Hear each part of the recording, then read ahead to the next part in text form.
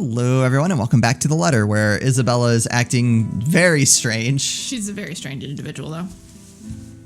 Yeah, so she's sitting outside her apartment with a mess of papers and calling people, and I just have to know what's going on. She needs to be committed. I think they all do at this point. Yeah. She hastily averts her eyes, a surefire indicator that this is going to be one of those lengthy conversations that can possibly end with the other person angry.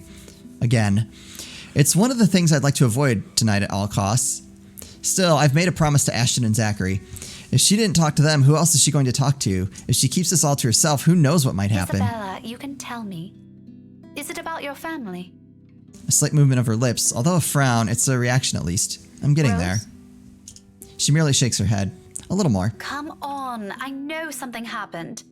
I don't know if it's because of Rose, but I know it's related to her somehow. You weren't here when I visited this morning, and both Zachary and Ashton are worried about you.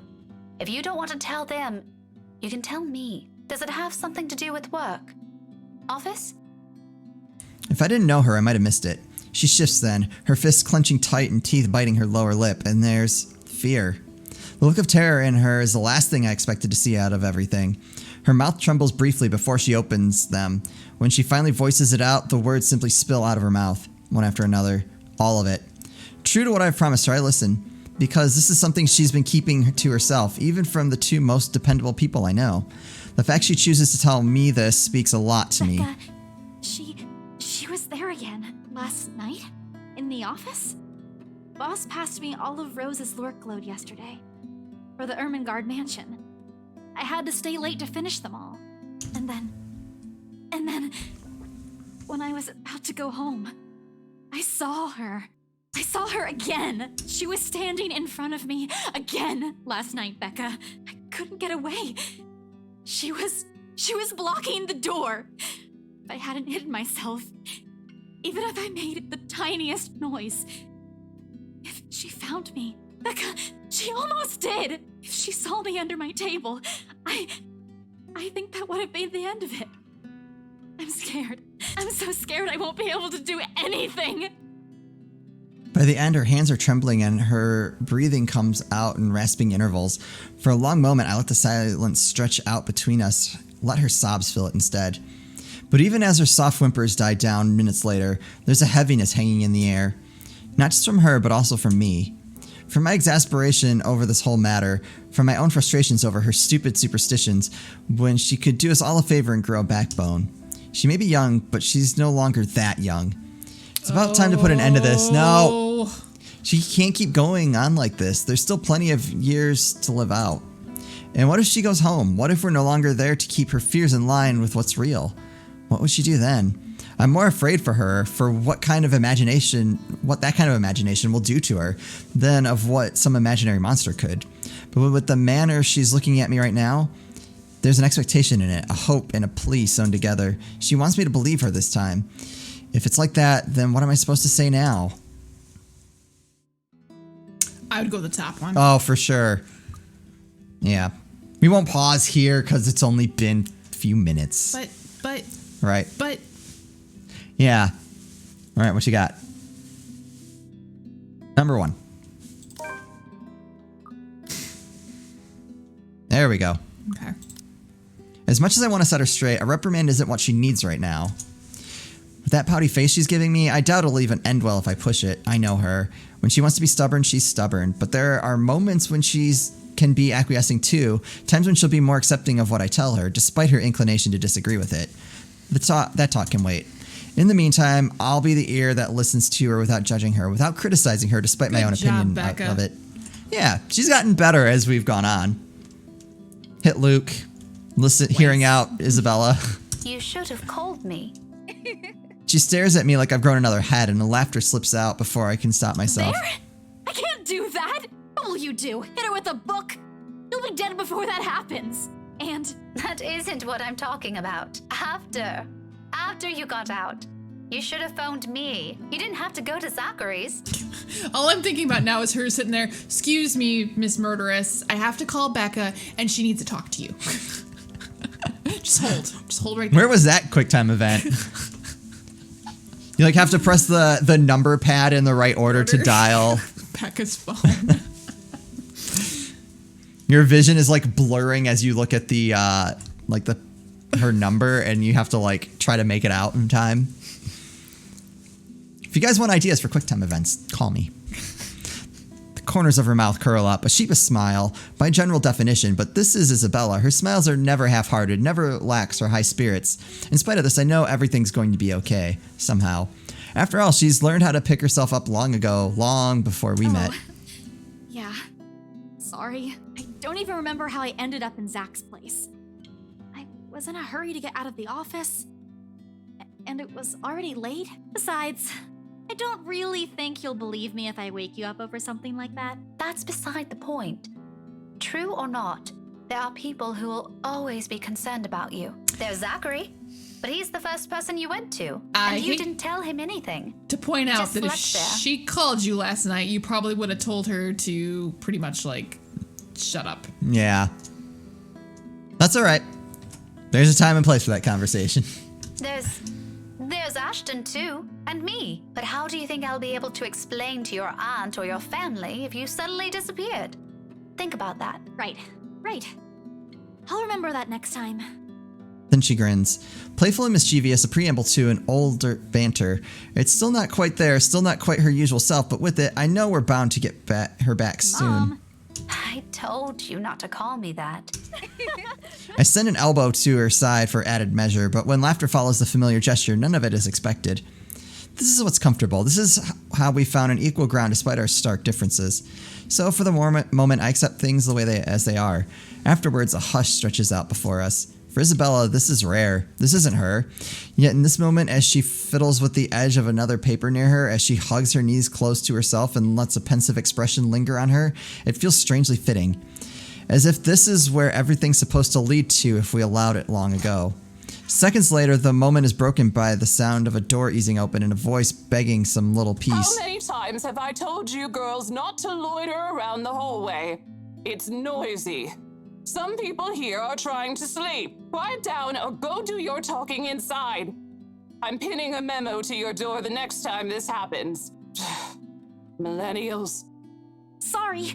We won't do it again. You'd better. The door closes and Isabella starts gathering the mess she's made, carefully stacking them all in her arm. At a loss for what to do, I help her pick them, and for the first time, I get a closer look at it. Completely unintentional, of course. But it catches my attention nevertheless, and a confused frown makes its way to my face. Why is she looking through this? I look to her for an explanation, but she merely ignores the question in my eyes, takes the paper off my hands, and finishes cleaning up. The last paper she puts on top is a letter. The one she supposedly found in the mansion, and what's probably the root cause of this odd behavior. I shoot her a questioning look for that too, but all she gives me is a smile, and in a halting tone, so completely unlike her. Becca, I'll find a way out of this. You guys don't have to worry about me. Anyways, I should go. I'll see you later. Where are you going? Getting myself some food. Don't wait for me. Isabella walks away before I can stop her, before I can remind her that I've bought food enough for the two of us. She quickly disappears down the stairwell while I'm left standing in an empty hallway holding 2 bags of takeout. One of them will go uneaten tonight. Just an innocent passing thought. One that I don't dwell on much on as I head back to my room. I ignore all of it in the same way I've assumed I won't ever encounter that douche again. That's what you think. Just wait till Friday. The brief lull the past 2 days has offered as nice while it lasted. Or as nice as it can get with worries of Isabella's whereabouts creeping up to me every now and then.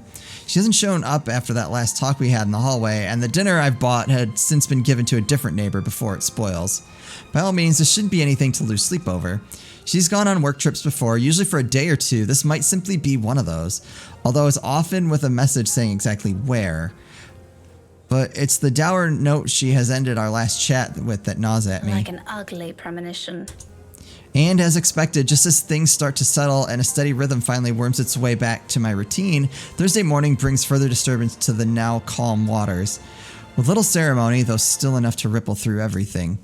In retrospect, I really should have seen this coming. Luxborn is a small city, relatively speaking. It's bratwurst. Compared to, say, London or Glasgow, I suppose nothing but a tiny mass of land boasting a mere population of 68,000, but those numbers alone are nothing to scoff at when standing in a busy street. And if you pay close enough attention, faces taking the crosswalk or riding the subway will soon grow familiar. How unfortunate that out of that number, it has to be T.O. fucking Luke I encounter more than once. Oh, you know, a few problems popping up here and there that the agents failed to tell us somehow. Nothing a few hired hands can't fix, of course. I would have preferred a place near the city and something that's new to save us all the trouble. But darling wife insisted. Who am I to say no? Are you kidding me? His smug head is the first thing I see upon turning into the hall, in spite of the small crowd of parents and students gathered at the corridor for the primary's career day. It's not that he stands out, he's pretty unremarkable at first glance, frankly. However, it's his countenance that draws people's eyes to him. The manner he carries himself with all the confidence in the world, his mere presence dwarfing everything around him. I'm willing to make a bet he's also enjoying the attention it garners him, especially the ones coming from the women. What an ass. A single glance at him and I know immediately that, one way or another, if we ever bump into each other again, my day will effectively be ruined in some capacity. He also exudes that air. Sort that makes you want to run over him with a lorry and pass it off as an unfortunate accident. Fantastic. With him, it's either you want to punch him or let yourself be charmed. There's no in between. I'll gladly do the honor of the former myself, but alas, there are people around us. Now I'm stuck having to face one of the two. I shouldn't have volunteered. At the time, helping out sounded a good idea. I have no classes left today until after lunch. I could have opted to stay at the teacher's lounge and work on my lesson plans, but that means being left alone with our deputy head and his chatter. He's a good man, but crivens he can talk anyone's ear I off. took him over the bratwurst. So the moment an opportunity rose, I jumped on it. It's a simple task to boot. Just deliver a whole box of materials and a few posters for the event, maybe stay around to assist if time will allow it. I just wasn't expecting him to show up here. Out of the frying pan and into the fire. Had I known, I would have stayed and suffered through our deputy's impromptu speeches about his life crisis instead. But what's done is done. Going back is also out of the question. With how unexpectedly heavy the load I'm carrying is, I'd hate to lug this for a trip back just because my pride can't take another second of interaction with that guy. He's insufferable, alright, but I've had my fair share of dealings with teens of more or less the same temperament, all considerably younger than him, and they listened. If he wants to be difficult like last time, so be it, but he can bet his sorry English ass I'm not standing down. Left with no other choice, I brace myself and suck in a breath, mustering every bit of patience I have as I step into the hall. My grip on the box tightens when I pull it closer to me, and attempt to assume a low-key air as I amble toward the room. The box is not big enough to hide my face, even with the stuff piled on top, but if all else fails, I can just hit him with it. Yeah.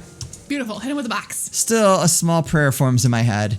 If there's even one listening out there, please grant me enough restraint. Better yet, I hope he doesn't notice me at all. That'll definitely make my life easier. Seriously, how hard can it be? He's standing a few ways from the door, and there are plenty of people between us to use for cover. If I'm careful, I can just go in, hand in the stupid box to whoever's in charge, forget every plan of staying longer than necessary, and step out as soon as I can. Easy as pie. Yep. But as luck would have it, the exact moment I reach the room's threshold, someone barrels into me. She latches onto my waist before topping the sudden commotion with a gleeful squeal. Miss Pink! The force of it nearly throws me off balance, sending the items stacked atop the box tilting dangerously to the side. With the child's added weight at my waist pinning me on the spot and both my hands occupied, watching is the only thing I'm able to do. The short seconds in between slows as everything gradually slides off the box's small surface. Under different circumstances, this would have made for a funny story some other time. Comical even. Until another set of hands reaches out and steadies the posters, threatening to take a nosedive right to the floor. Bratwurst. Where's the voices? Careful now, Daisy, don't make a mess here. My entire body freezes. Upon hearing his voice alone, an irrational impulse to hit him immediately bubbles up. But before my limbs could catch up with what my brain is currently screaming at me, he moves to take the burden off my arms. Irritation gives way to surprise, then confusion. It is in that moment when instinct finally kicks in and I tug the box closer to me before he can carefully lift it off. What are you doing? What does it look like?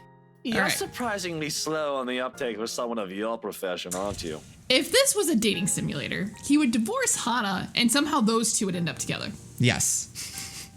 Bloody, doesn't this school have people for this kind of work? Ugh, so much for being a center of academic excellence. I'm going to ignore that slight to my alma mater and my work, because that's not what I'm trying to get at. You know what? Why don't we just rephrase that to something you'll easily understand? Why exactly are you doing this? Well, you look like you could use a bit of help. Have you seen your face while you were heaving this around? Mister, I'm pretty sure if there's ever a look on my face, it's entirely because I saw something extremely unpleasant this morning. Aren't you a ball of sunshine today, Daisy? Having a bad day, aren't we? Oh, you have no idea. I'd put it away if I were you. You might scare the children. You don't have to worry about that. This isn't my department.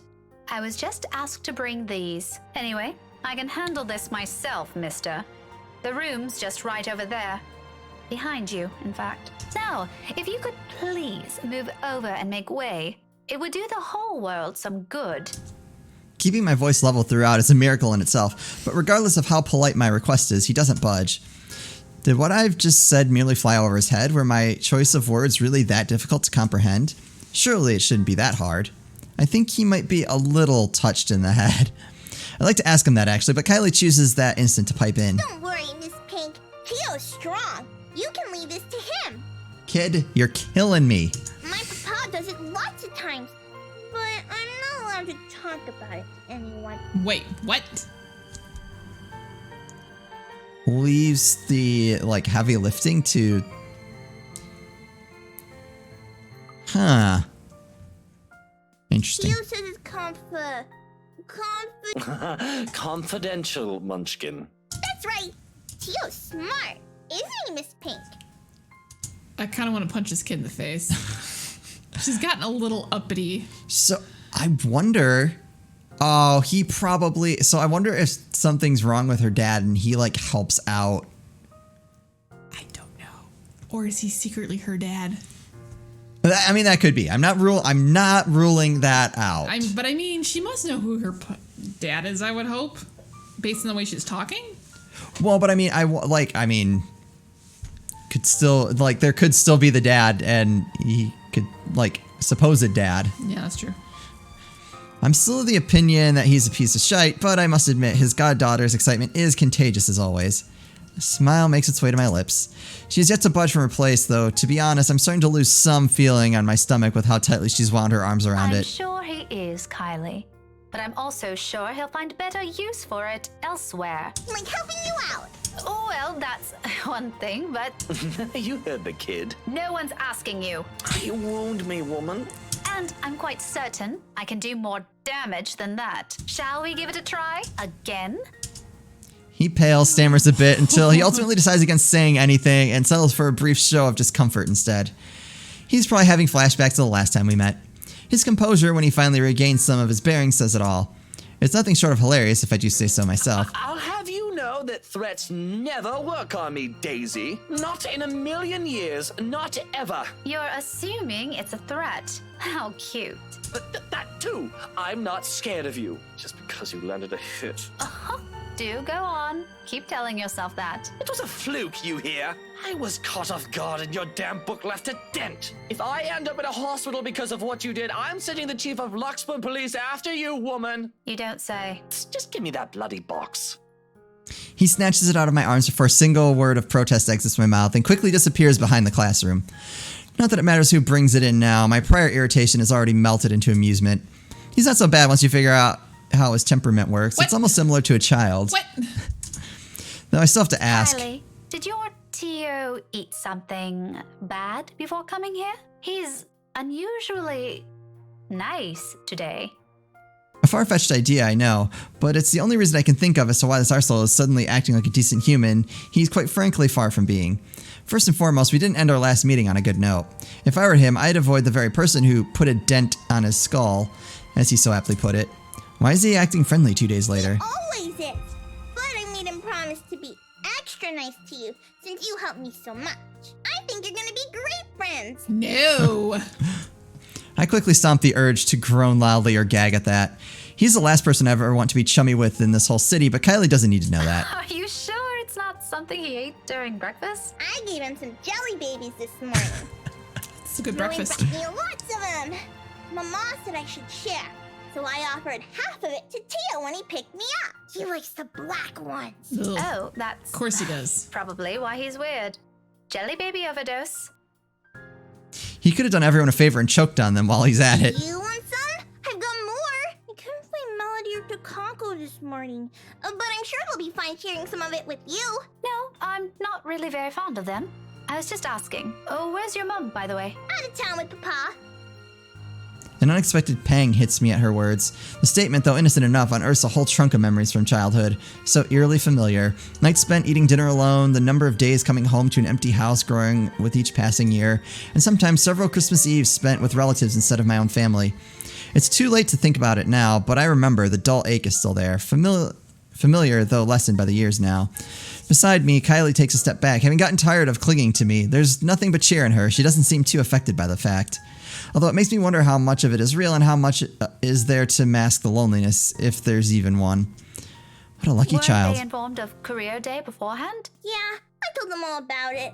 Mama was looking forward to it. And they still left? Uh-huh. It's important business, so it can't be helped. They promised to tell me about it when they come back tomorrow, though. Papa said he'll give me a gift if I behave. I've been a good girl, right, Miss Pink? You always are. But they asked that douche, they asked your Tio to Now look after you? who's For this?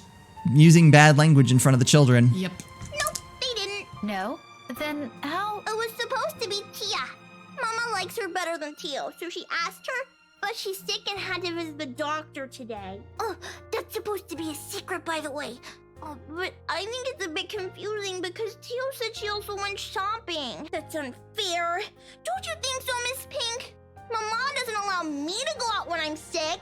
It's still okay, though, since Tio always buys me sweets before we go home. I'm gonna ask for a parfait today. Extra large. Don't tell Takako, okay? Listening to her like this, it's easy to get a picture of where Kylie's fondness for the guy comes from. She's far from a demanding child unless you've made a promise of some sort. She never forgets those. She'll make friends with anyone wherever she is. Buy her a few things and voila, you're settled. No wonder she's so attached to the man. The douche probably showers her with gifts whenever he can. I can't say if that sentiment's the same for the latter, however. He doesn't seem the type and probably just does it for the sake of getting some peace and quiet whenever he's with the girl.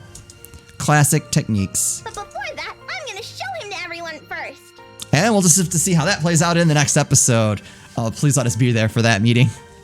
Oh, what a bratwurst. Oh, boy. Anyway, that's going to do it for us. As always, thank you guys so much for watching, and we'll see you next time.